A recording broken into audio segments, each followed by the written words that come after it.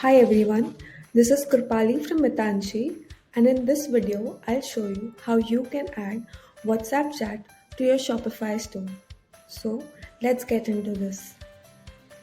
In order to add WhatsApp chat to your Shopify store, you will need an app. Here you can use Mitanshi's WhatsApp chat app, which is extremely easy to use and completely free. So let's get into the Shopify dashboard and see how you can configure it. After you've installed the app, come to the Shopify dashboard and head to Mitanshi WhatsApp chat on the left side. Here, your first step will be to enable this app. So simply click here, which will take you to this page, and enable this from here. Click on save, and this process is done. Now come back to your Shopify dashboard and click on settings. Here, we will see some settings and configurations for this WhatsApp chat app. So the first thing that you need to do here is to enable this feature.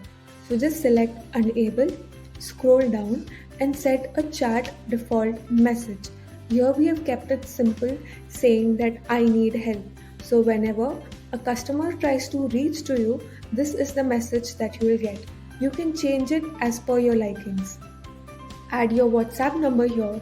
Make sure to add the store owner's number here, who can handle the query instantly. So just add your WhatsApp number. The option here is to close the chat button. You can enable or disable it, but we recommend to keep it enabled. So after that, the option that you have here is display WhatsApp chat button in desktop, mobile or both. So you can keep both over here. And the last one here you'll see is the position of your chat button. By default, the position here will be right bottom, but if you want to make any changes, it's completely optional and it is completely up to you.